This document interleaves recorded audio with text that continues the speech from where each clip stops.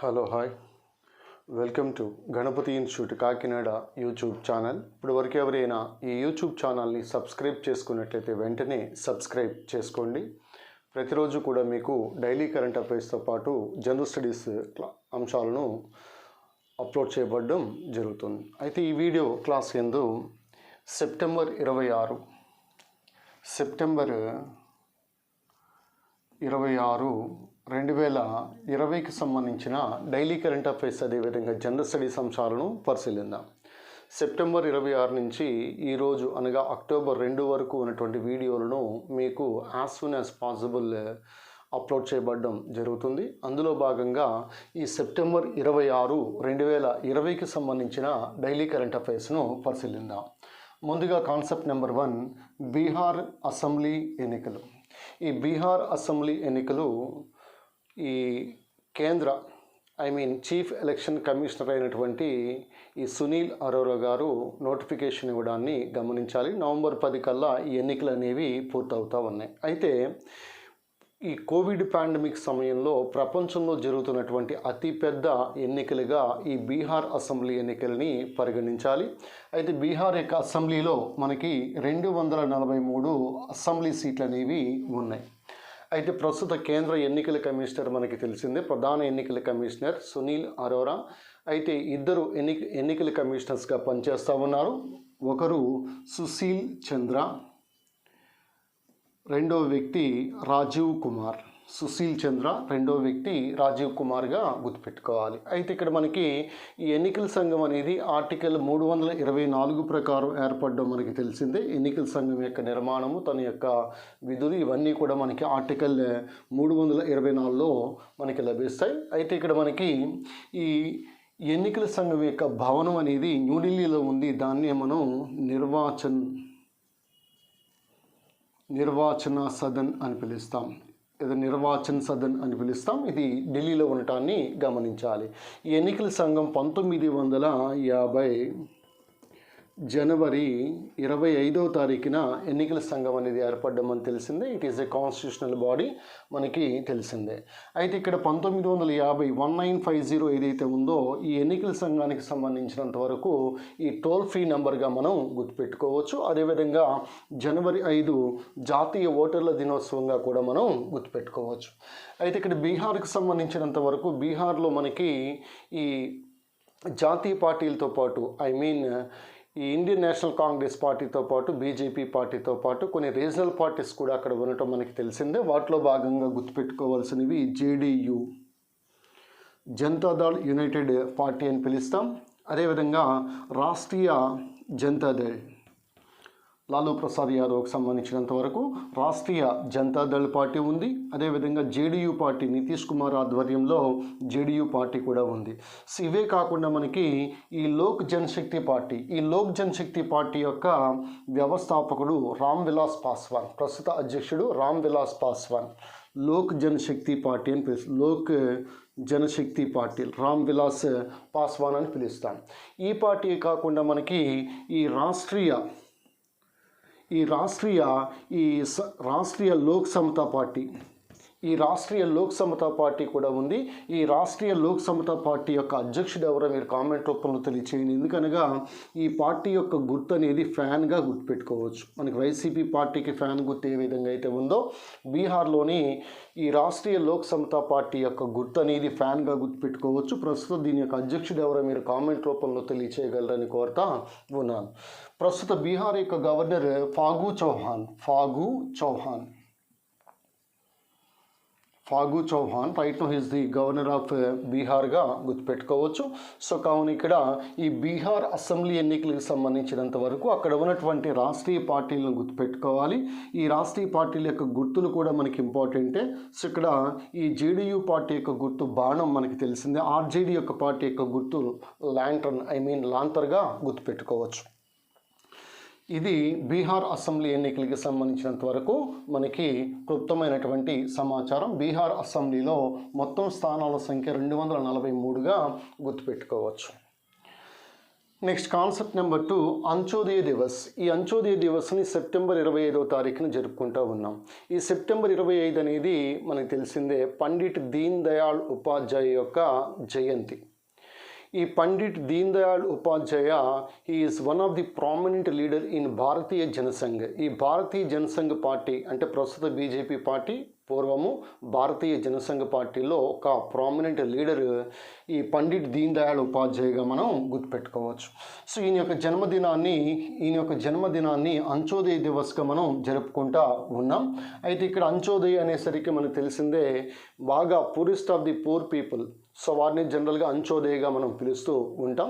So వారిని పైకి తీసుకొచ్చే విధంగా చాలా పథకాలు అనేవి కేంద్ర ప్రభుత్వం చేపడతా ఉంది. అందులో భాగంగా అంత్యోదయ పథకం, అంత్యోదయ అన్న యోజన ఇలాంటి పథకాలు కూడా మనకి తెలిసిందే. అయితే ఇక్కడ దీన్ దయాళ్ ఉపాధ్యాయ పేరు మీదుగా మనకి ఈ కాండ్లా వాడరేవుని దీన్ దయాళ్ ఉపాధ్యాయ వాడరేవుగా పేరు మార్చడం జరిగింది. ఈ మొగల్సరాయ్ రైల్వే స్టేషన్ పేరుని కాస్త దీన్ దయాళ్ ఉపాధ్యాయ రైల్వే స్టేషన్గా పేరు మార్చడం జరిగింది ఉత్తరప్రదేశ్లో. అదేవిధంగా ఆగ్రా యొక్క ఎయిర్పోర్ట్ పేరు కూడా దీన్ దయాళ్ ఉపాధ్యాయగా పేరు మార్చడాన్ని గమనించాలి. సో దీనిలో మీకు ఎస్ఐ కానిస్టేబుల్ పాయింట్ ఆఫ్ వ్యూలో ఒక మార్కు రావడానికి ఆస్కారం అనేది ఉంది. This is about Antyodaya Divas which was observed on September 25th.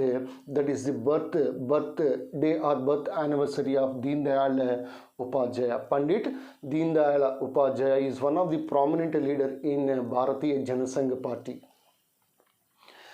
Next, coming to third one, RRTS rail. So మనకి MMTS గురించి తెలుసు. MMTS.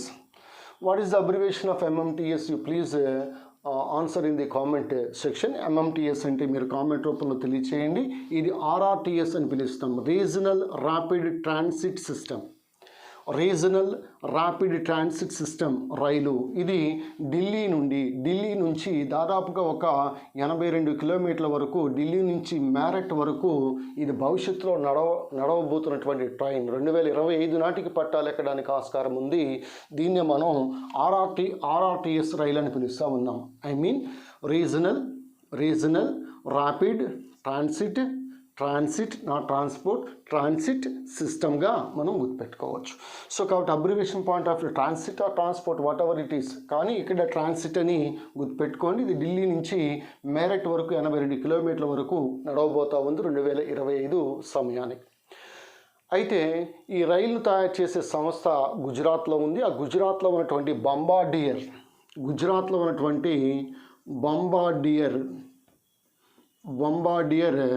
Rail plant. Bombardier rail ప్లాంట్లో ఈ ట్రైన్ అనేది తయారవుతా ఉంది. గుజరాత్లో గుర్తుపెట్టుకోవాలి. This rail plant is called as Bombardier rail plant which is in Gujarat. This is about RRTS rail. అయితే ఇటీవల కాలంలో మనకి వివేక్ ఎక్స్ప్రెస్కి సంబంధించి, తేజస్ ఎక్స్ప్రెస్కి సంబంధించి, అదేవిధంగా వందే భారత్ లేకపోతే ట్రైన్ 18 ఎక్స్ప్రెస్కి సంబంధించి ముఖ్యమైనటువంటి సమాచారం మీ దగ్గర ఉండాలి. ఈ ఏరియా నుంచి కూడా మనకి ఖచ్చితంగా ఒక ప్రశ్న ఎస్ఐ కానిస్టేబుల్ వెళ్ళడానికి ఆస్కారం అనేది ఉంది. Next coming to fourth one, ఈ ప్రపంచ ఫార్మసిస్ట్ దినోత్సవం. ఈ ప్రపంచ వరల్డ్ ఫార్మసిస్ట్ డే అనేది సెప్టెంబర్ 25వ తారీఖున జరుపుకుంటాం. సెప్టెంబర్ 25 అంత్యోదయ దివస్. అలాగే ఈ వరల్డ్ ఫార్మసిస్ట్ డే అనేది సెప్టెంబర్ 25వ తారీఖున జరుపుకుంటాం. అయితే ఇక్కడ మనకి ఈ ఫార్మకాగ్నసీ అంటే ఈ ఔషధాలను ఇచ్చే మొక్కల నుంచి ఔషధాలు పొందటాన్ని ఫార్మకాగ్నసీ అని పిలుస్తాం. ఫార్మకాలజీ అంటే ఔషధాల యొక్క ప్రభావం, వాటి యొక్క విధులు, సింపుల్గా ఔషధాల యొక్క అధ్యయనం ఫార్మకాలజీ అని పిలుస్తాం. అలాగే పింక్ రెవల్యూషన్, గులాబీ విప్లవం ఏదైతే ఉందో ఈ పింక్ రెవల్యూషన్ అనేది ఉల్లిపాయలు, అదేవిధంగా రొయ్యలు, ఈ ఔషధాలకు సంబంధించినటువంటి విప్లవంగా గుర్తుపెట్టుకోవాలి, పింక్ రెవల్యూషన్. అలాగే మనకి ఈ లక్నోలో CDRI ఉంది, సెంట్రల్ డ్రగ్ రీసెర్చ్ ఇన్స్టిట్యూట్ లక్నోలో ఉంది. CIMAP, central institute of medicinal and aromatic plants, ఇది కూడా లక్నోలో ఉండటాన్ని గమనించాలి. అలాగే వండర్ డ్రగ్ అని పెన్సిలిన్ని పిలుస్తాం. అలాగే సీరం ఇన్స్టిట్యూట్ ఆఫ్ ఇండియా ఇది పూణేలో ఉంది. దీని యొక్క ప్రస్తుత అధ్యక్షుడు అదార్ పూనావాలాగా గుర్తుపెట్టుకోవచ్చు. పూణేలో ఉంది serum institute of India. So finally ప్రపంచ ఫార్మసిస్ట్ దినోత్సవాన్ని సెప్టెంబర్ 25వ తారీఖున జరుపుకుంటాం. ఈ 2020 యొక్క థీమ్ అనేది ట్రాన్స్ఫార్మింగ్ గ్లోబల్ హెల్త్గా గుర్తుపెట్టుకోవాలి. Transforming global health, that is the theme of 2020 World Pharmacist Day, which was observed on September 25. Next Chilakamarthi Lakshmi Narasimham. ఈ చిలకమర్తి లక్ష్మీ నరసింహం యొక్క జయంతి అనేది సెప్టెంబర్ 26వ తారీఖున గుర్తుపెట్టుకోవాలి. ఈయన 1867 సంవత్సరంలో పశ్చిమ గోదావరి జిల్లాలోని కండవల్లి అనేటువంటి గ్రామంలో జన్మించడాన్ని గమనించాలి. ఈ చిలకమర్తి లక్ష్మీ నరసింహం ఒక సర్టెన్ ఏజ్ వచ్చిన తర్వాత ఈయనకి అంధత్వం రావడం అనేది జరిగింది. అందువల్ల ఈయన ఆంధ్ర అందకవి అని పిలుస్తాం. ఆగ్రా అందకవి అంటే సూరదాస్, ఆంధ్ర అందకవిగా పిలుస్తాం. అలాగే ఆంధ్ర స్కాట్గా పిలుస్తాం. ఆంధ్ర స్కాట్గా పిలువబడే వ్యక్తి వాల్టర్ స్కాట్ అని పిలుస్తాం. సో లేదా ఆంధ్ర స్కాట్గా పిలువబడే వ్యక్తి చిలకమర్తి లక్ష్మీ నరసింహం. ఒక రకంగా చెప్పాలంటే ఈయన తొలి తెలుగు జాతీయ కవి అని పిలుస్తాం. తొలి తెలుగు జాతీయ కవి. యాక్చువల్లీ నేషనల్ పోయిట్ ఆఫ్ ఇండియాగా పిలువబడేది, జాతీయ కవిగా పిలువబడేది హెన్రీ వివియన్ డెరాజియో, యువ బెంగాల్ ఉద్యమ స్థాపకుడు హెన్రీ వివియన్ డెరాజియో. ఆయన్ని మనం జాతీయ కవి అని పిలుస్తాం. అయితే తొలి తెలుగు జాతీయ కవి ఈ చిలకమర్తి లక్ష్మీ నరసింహంగా గుర్తుపెట్టుకోవచ్చు.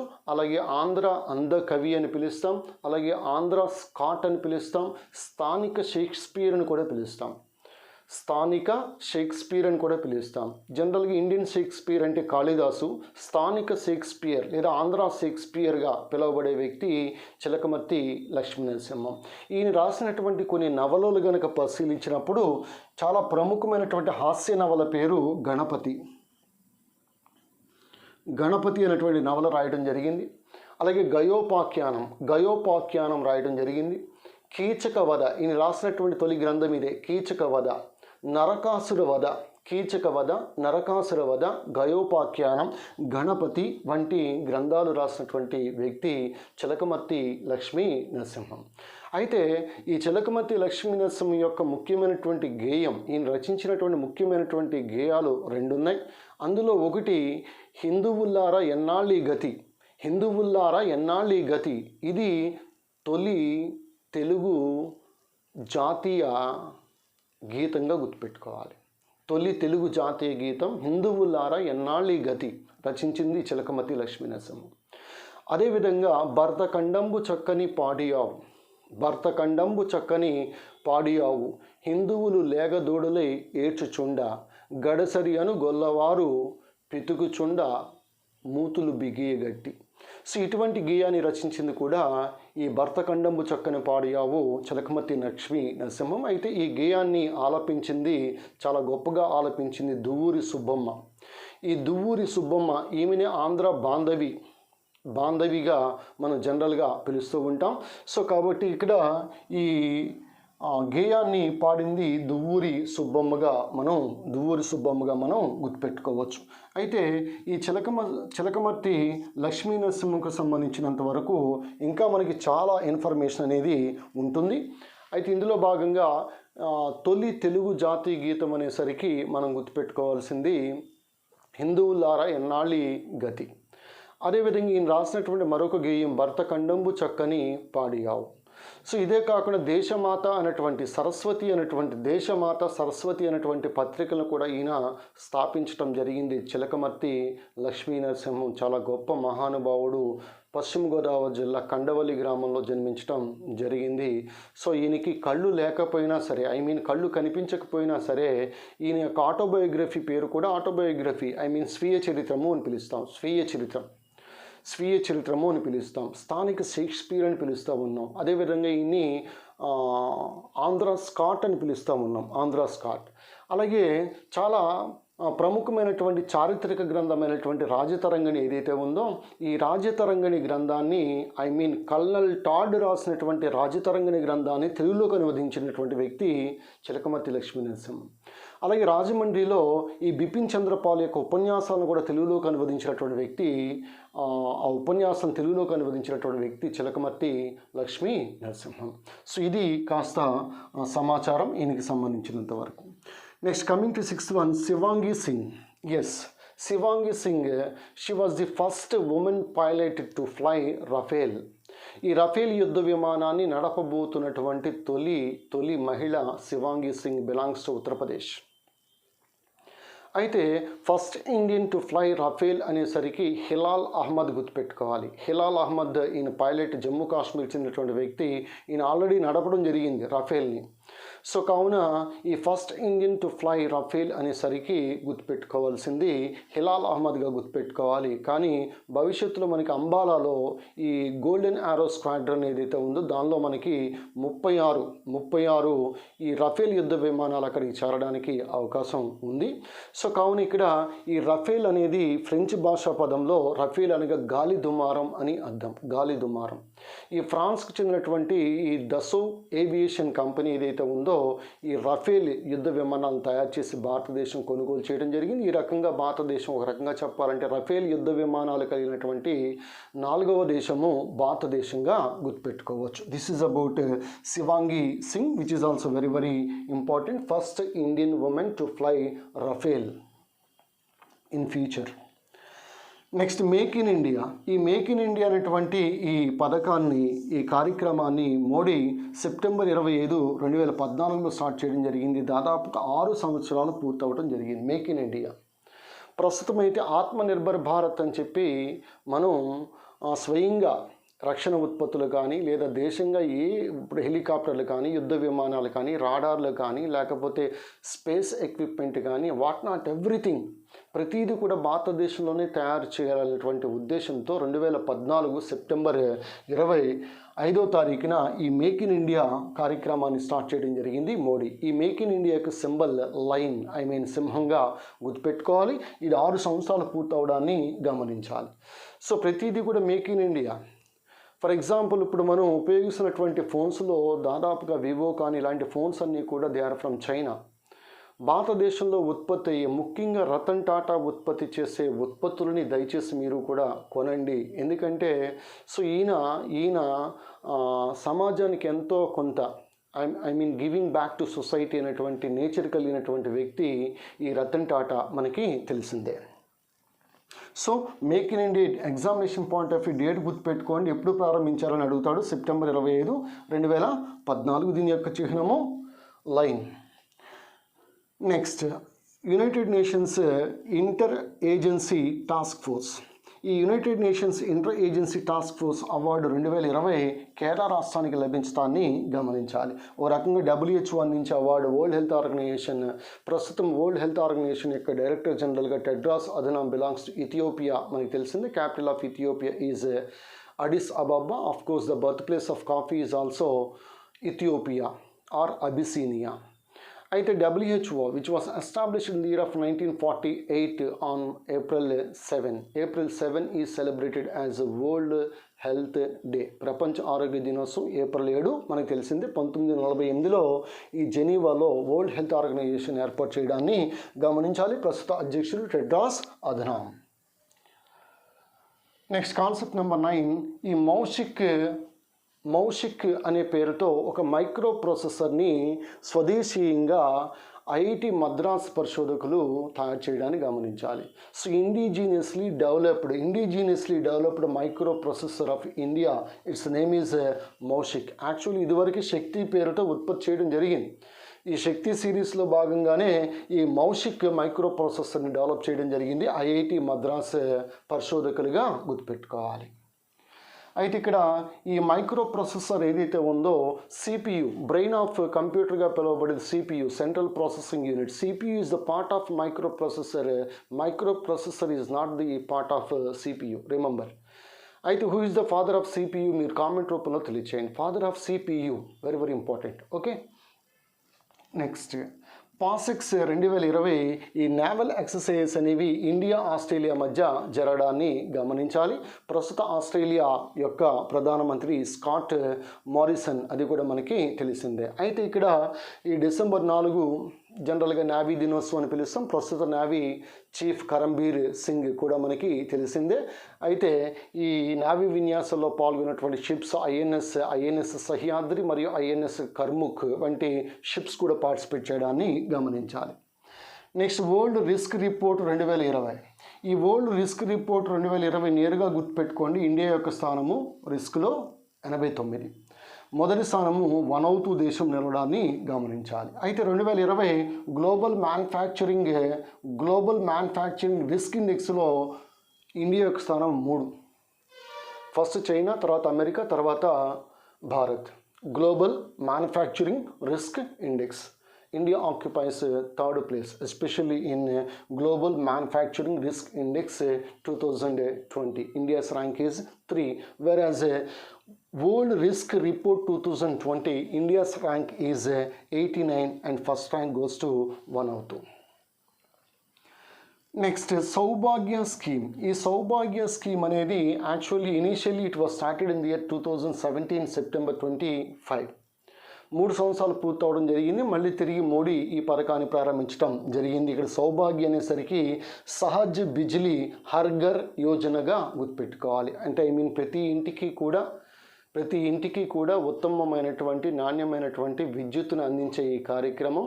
సో ఇదివరకు మనకి ఉజాలా ఎల్ఈడి బల్బుల పంపిణీ, ఉజాలా అబ్రివేషన్ ఏంటో మీరు కామెంట్ రూపంలో తెలియచేయండి. ఎల్ఈడి బల్బుల పంపిణీకి సంబంధించింది. సో లైట్ ఎమిటింగ్ డయోడ్ అని పిలుస్తాం, ఎల్ఈడి బల్బుల పంపిణీకి సంబంధించింది. సో కావున ఇక్కడ ఈ సౌభాగ్య స్కీమ్కి 3 years కంప్లీట్ అవ్వడాన్ని గమనించాలి. సౌభాగ్య అనేసరికి సహజ్ బిజ్లీ హర్ ఘర్ యోజన అని పిలుస్తాం. అలాగే సెప్టెంబర్ 26 మన్మోహన్ సింగ్ యొక్క జయంతి. మన్మోహన్ సింగ్ రోజ్గార్ బడావో అనేటువంటి నినాదాన్ని ఇవ్వడం కూడా జరిగింది. మన్మోహన్ సింగ్ సంబంధించి తదుపరి వీడియోలలో మనకి సందర్భానుసారం మనం చెప్పుకోవచ్చు. ఇది సెప్టెంబర్ 26, 2020కి సంబంధించినటువంటి డైలీ కరెంట్ అఫైర్స్, అదేవిధంగా జనరల్ స్టడీస్ అంశాలు. సో అయితే ఇక్కడ మీకు ఈ 27 నుంచి అక్టోబర్ 2 వరకు as soon as possible within couple of డేస్లో మొత్తం వీడియోస్ అన్నీ కూడా కంప్లీట్ చేయబడడం జరుగుతుంది. Never stop learning because life never stops teaching. Remember this fact. So always keep learning. ఎప్పుడు కూడా నేర్చుకుంటూనే ఉండండి. At the same time always be a good listener. Not be a speaker. ఎక్కువ మాట్లాడడం కంటే వినడానికి ఎక్కువగా ప్రాధాన్యం ఇవ్వండి. సో వినడం ద్వారా మీకు చాలా అంశాలు అనేవి తెలుస్తాయి. చదవటం కంటే కూడా చదివితే 1 పేపర్ లేదా 2 పేపర్లు చదువుతారు, కానీ వినడం ద్వారా చాలా అంశాలు అనేవి మీకు చెవికి చేరడానికి, తద్వారా మైండ్లో నిక్షిప్తం అవ్వడానికి తోడ్పడుతుంది. సో ఇది మనం ముఖ్యంగా ఈ daily current affairs general studies classes అనేవి ఆంధ్రప్రదేశ్లో సబ్ ఇన్స్పెక్టర్స్ కానిస్టేబుల్స్, అదేవిధంగా తెలంగాణలో సబ్ ఇన్స్పెక్టర్స్ కానిస్టేబుల్ అభ్యర్థులు, పోలీస్ అభ్యర్థులకు సంబంధించి, తర్వాత ఆర్ఆర్బి అభ్యర్థులను దృష్టిలో పెట్టుకుని, అదేవిధంగా ఆంధ్రప్రదేశ్లో గ్రూప్ 2 అభ్యర్థులను దృష్టిలో పెట్టుకుని వీడియోస్ అనేవి తయారు చేయడం జరుగుతూ ఉంది. చాలా తక్కువ సమయంలో ఎక్కువ నాలెడ్జ్ కనుక మీకు రావాలంటే you please keep following all these videos. This is yours, Ganapati sir, from Ganapati Institute, Kakinada, Andhra Pradesh. Meet you tomorrow. Thank you.